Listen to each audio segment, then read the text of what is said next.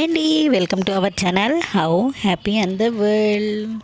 నేను మీకు ఇప్పుడు బీట్రూట్ ఆవిరికుడుం అనేది తయారు చేసి చూపిస్తానండి. బీట్రూట్ ఆవిరికుడుం అంటే రెడ్ కలర్లో వస్తాయా, ఇవేంటి మరి వైట్గా ఉన్నాయి అనుకుంటున్నారా? లేదండి, మీకు థంబ్నెయిల్లో చూపించినట్టుగా వైట్గానే ఇడ్లీ వస్తాయి.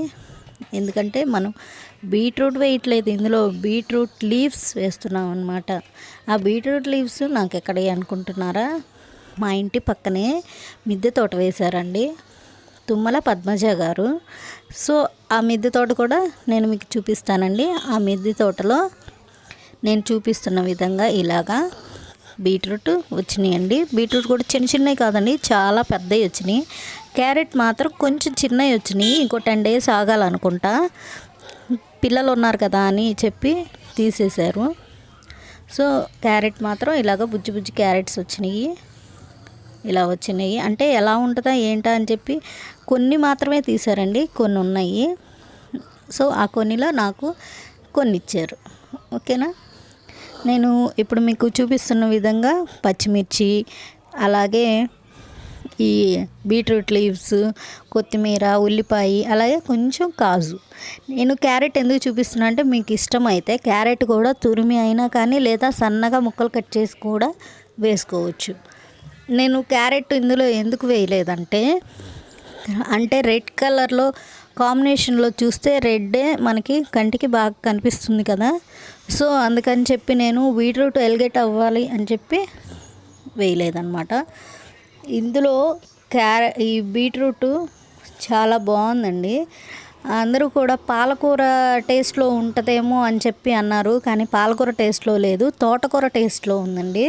చాలా బాగుంది. తోటకూర అందరికీ నచ్చుతుంది కదా, సో అలాగే తోటకూర టేస్ట్లో ఉందండి. ఇడ్లీ పిండిలో నీళ్లు పోసాను ఏంటి అని చూస్తున్నారా? మేము ఇడ్లీ పిండి గట్టిగా వేస్తాము. అలా వేస్తే ఏంటంటే తొందరగా పులుపు రాదండి, అందుకని ఇడ్లీ పిండి గట్టిగా వేస్తాము. ఇవన్నీ వేసేటప్పటికి ఇంకా గట్టిగా అయింది, అందుకని కొంచెం నీళ్లు పోసి కలిపేసాను. ఇప్పుడు ఇడ్లీ ప్లేట్లకి కొంచెం నెయ్యి కానీ నూనె కానీ అప్లై చేసుకోవాలి ఇలాగా. అప్పుడు ఇడ్లీ ప్లేట్లకి అతుక్కోకుండా నీట్గా వచ్చేస్తుంది అనమాట మనం వేసిన ఇడ్లీ. సో నేను ఇప్పుడు ఇడ్లీ కాదు కదా వేసేది, ఆవిరికుడుం కదా వేసేది. ఆవిరికుడుం పిండి అయినా కానీ చాలా గట్టిగా వచ్చింది. చూడండి, ఇలాగా ఇడ్లీ స్టాండ్లోనే ఆవిరికుడుంలు వేసేసుకోవచ్చు. నేను చూపిస్తున్న విధంగా ఇలాగ పెట్టేసుకోండి. బాగా ఉడుకుతాయా, గట్టిగా ఉంటాయా, మెత్తగా ఉంటాయా? మెత్తగా, స్మూత్గా, టేస్టీగా చాలా బాగుంటాయి. దీనికి చట్నీ అవసరం లేదు. మీకు అంతగా కావాలంటే ఇలాగా కారపొడిలో నెయ్యి వేసుకొని తింటే చాలా బాగుంటుంది. పిల్లలకి పెట్టండి, చాలా మంచిది. ఓకే, ఈ వీడియో కనుక మీకు నచ్చినట్టయితే లైక్ చేయండి, షేర్ చేయండి, సబ్స్క్రైబ్ చేయండి. అలాగే ఎవరికన్నా ఈ వీడియో అవసరం అవుతుంది అని మీకు అనిపిస్తే తప్పకుండా షేర్ చేయండి. Thank you for watching this video.